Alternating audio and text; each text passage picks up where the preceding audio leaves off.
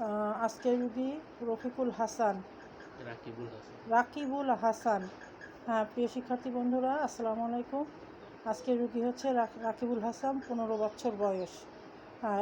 এসে বলছে কি সমস্যা, এসেই বলছে আমার কোনো কিছু ভালো লাগে না, তাই তো? হ্যাঁ, কেন ভালো লাগে না? এই প্রথমত ভালো লাগে না এই কারণে যে ঘরের বাইরে যেন বেরোলাম না, আমি ঘরের ভেতরে থাকতে ইচ্ছা করে সবসময়। কোনো বিশেষ ভালো লাগার বিষয় আছে, যেমন কোনো বিষয়, যেমন ইংরেজি, এটা ভালো লাগে। আবার কোনো কাজ বা নিঃসঙ্গতা, বলতে গিয়ে নিঃসঙ্গতা আমার ভালো লাগে না। আচ্ছা, হ্যাঁ, তা যা হোক, মানসিক লক্ষণ আমরা শুনলাম। তবে ছেলেটা এর আব্বা মার সাথে এসছে, বলছে যে এর যে কথাবার্তা, যে একটা যে তোমাদের একটু শোনালাম, তার মানে এর ভেতর থেকে যে ওর ভেতরের যে সমস্যাগুলো কিছুটা ও প্রকাশ করলো, কিন্তু ও অনেকটা অস্বাভাবিক হয়ে গেছে। ও খুব একটা ভদ্র এবং ভালো ছেলে ছিল ক্লাস 8 পর্যন্ত। তারপরে করোনার পরে স্কুল বন্ধ হয়ে গেল, ঘরে থেকে থেকে আস্তে আস্তে এই ছেলেটার পরবর্তীতে কেমন যেন কোনো মানে পড়ালেখায় আর মন বসে না, পড়াশোনা করতে চায় না, পড়াশোনা করতে ভালো লাগে না, তাই না? তোমার আমি বললে এটা তো ঠিক, পড়াশোনা করতে ভালো লাগে না, পড়াশোনা করতে ভালো লাগে না, পড়ে না। খুব ভালো ছাত্র ছিল, 10-এর মধ্যে রোল থাকতো সব সময়। যেহেতু ওর বাবা একজন হেডমাস্টার ছিলেন স্কুলের, সেই হিসেবে একটা শিক্ষিত বাবার সন্তান, তা সেই হিসেবে সে বেশ ভালো একটা ছাত্র ছিল। কিন্তু এই করোনার পরের থেকে কী যে হয়ে গিয়েছে তার কোনো মানে কারণ খুঁজে পাচ্ছে না কেউ। এ মোটেই খাওয়া দাওয়া করে না, বলে যে ওর খিদে লাগে না, খিদে লাগে না, না খেলেও হয়, যদি ওর ইচ্ছে হয় তাহলে একটু খায়, তা না হলে ওর খাওয়া লাগে না। তারপর তোমার হচ্ছে খাওয়ার পরে একটু পেটের সমস্যা হয়, পেটের মধ্যে একটু গ্যাস হয়, বুক জ্বালা করে, তাই তো বললে তুমি? পাতলাও জ্বালা করে, তাই না? মাঝে মাঝে মাথা জ্বালা করে। খুব একটা শান্তশিষ্ট ভদ্র ছেলে ছিল, কিন্তু ইদানিং এই সমস্যাগুলো, একটা ব্রেনের একটা মানসিক এই সমস্ত সমস্যাগুলো দেখা দেওয়ার পরে ওর ওই অত্যাধিক রেগে যায়, অত্যাধিক রেগে যায়। যখন রেগে যায় তুমি কন্ট্রোল করতে পারো না, তাই না? খুব রাগারাগি করো, চেঁচামেচি রাগারাগি করো। হ্যাঁ, তার সাথে পা জ্বালা আছে, মাথা গরম আছে, বুক জ্বালা আছে। এইগুলো পায়খানা কেমন হয়? কষা হয় মাঝে মাঝে? কষা ক্লিয়ার হয় না। ক্লিয়ার হয় না, তাই না? পেটের সমস্যা সবসময় থাকে। আচ্ছা, একটা আমের দোষ থাকে সবসময়, সেইটা। আর হচ্ছে তার সাথে তুমি বলছিলে সারা রাত তোমার ঘুম হয় না। হুম, রাত 3টে থেকে ঘুম আসে।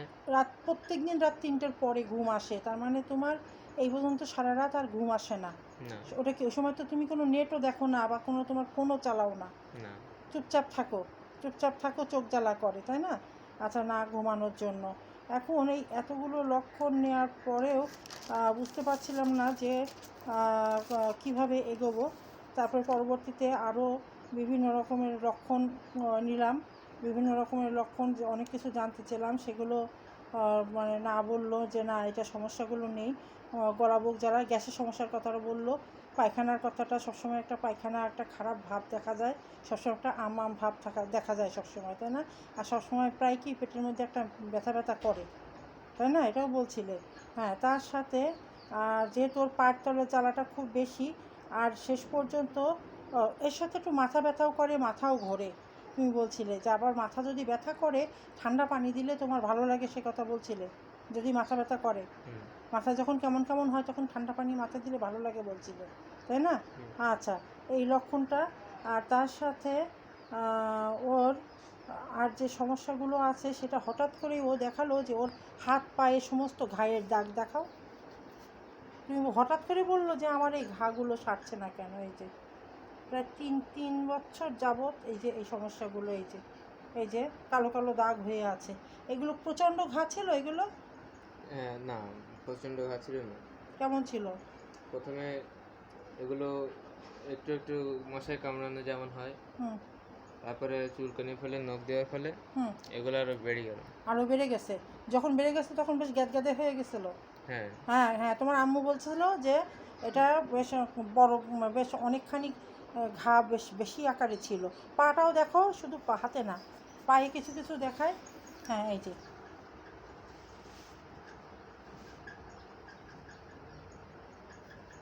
যে পায়ে, এই যে পায়ে, এই যে পায়ে অনেক দাগ আছে, এই যে ভেতরে অনেক দাগ, এই যে এগুলো এই যে কালো কালো হয়ে আছে। এটা কি সবসময় কি উঠে আছে? এটা সবসময় থাকে? সবসময় থাকে। সবসময় থাকে না?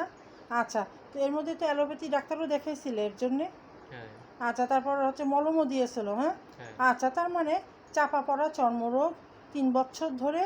আমি ওর মা বাবাকে জিজ্ঞাসা করলাম এই ঘাগুলো হওয়ার আগে কি আগ পর্যন্ত কি ছেলে ভালো ছিল? ওর আব্বা মা সাথে সাথে বললো যে হ্যাঁ হ্যাঁ, ঘা হওয়ার আগ পর্যন্ত ভালো ছিল, কিন্তু ঘা যখন হলো, ঘা হওয়ার পরের থেকে তারপরে মলমও মেখেছে, এরকম বিভিন্ন রকমের চিকিৎসা। তারপরের থেকে মানসিক এই জটিলতাটা, ব্রেনের জটিলতাগুলো হ্যাঁ একটু বেশি দেখা দিয়েছে। যা হোক, আমি এই সমস্ত যতটুকু লক্ষণ পেলাম, আরও চেষ্টা করেছি অনেক লক্ষণ নেওয়ার, হ্যাঁ, তা এর বাইরে আমি আর অন্য কোনো লক্ষণ পেলাম না। যার জন্য যতটুকু পেয়েছি তাতে কিন্তু আমি ঔষধ নির্বাচন করলাম সালফার 1M। এই ঘাটা দেখার আগেও আমি মনে মনে ভাবছিলাম যে সালফারটাই বোধহয় আসবে, কিন্তু হঠাৎ করে যখন ঘাড় কথা প্রথমে বলিনি, কিন্তু যখন হঠাৎ করে ছেলেটা আমাকে ঘাড় সমস্যাগুলো দেখালো, তখনই কিন্তু আমি বুঝে গেলাম যে না, সঠিক নির্বাচনই এটা, সালফারেরই রোগী। এই ওষুধটা সালফার দেওয়ার 1M আমি মাত্র একটি দানা ডিস্টিল ওয়াটার দিয়ে ডোজ তৈরি করে খাই দিয়েছি এবং বাড়ি দিয়ে দিলাম। সেই সাথে আমি 2 সপ্তাহের একটা প্লাসিবো ভিটামিন দিয়ে দিলাম। বলে দিলাম যে কোনো সময়, বিশেষ করে অতিরিক্ত রাগটা যে কোনো সময় একটু মেডিসিন অ্যাগ্রাভেশন হতে পারে। একটা উগ্র রাগ, সালফারের একটা উগ্র রাগ আছে, গলা বুক জ্বালা করে, গ্যাস হয়। তার সাথে ওর যে পায়ের তলার জ্বালা, গার মধ্যে যে অঞ্জ্বালা অস্বস্তিগুলো হয়, সেইগুলো যদি একটুখানি যে কোনো সময় একটু বেড়ে যায়, এতেই আবার আস্তে আস্তে ইনশাল্লাহ ঠিক হয়ে যাবে, বুঝলে? আর আমি ওর বাবা মাকে আগেই বলেছি, ওষুধ দেওয়ার আগেই, যে আমি যখন মেডিসিনটা দেব, যদি ওর এই পুরনো ঘা ভেতরে যেগুলো রয়েছে মলম দিয়ে চাপা পড়া, সেগুলো একটু ফুটে বের হবে। ফুটে যদি বের হয় তাহলে কোনো ক্রমেই মলম লাগাতে পারবা না, হ্যাঁ, কোনো ক্রমেই মলম লাগাতে পারবো না। বা কোনো এর আগেও জানালো যে সরকারি অ্যালোপ্যাথি ডাক্তারের কাছ থেকে ইঞ্জেকশনও দিয়েছে এই ঘায়ের জন্য, ঘা বসানোর জন্য। তার মানে সম্পূর্ণ চাপা পড়া ঘা, হ্যাঁ। আর যার জন্য এই জটিলতাগুলো দিন দিন আরও বেড়ে চলেছে। যত চর্মরোগ চাপা পড়েছে, তত এর জটিলতাগুলো আরও বৃদ্ধি পেয়েছে, আরও পাচ্ছে বৃদ্ধি। তা আমি আশা করি ওর মা বাবাকে বলে দিলাম যে ঘা পাছড়ার এগুলো যা আছে ভেতরে, সেগুলো একটু ফুটবে যেন ওরা ভয় না পায়, কোনো মলম যেন ব্যবহার না করে, হ্যাঁ। একা একাই ফুটবে, একা একাই আবার শুকাবে।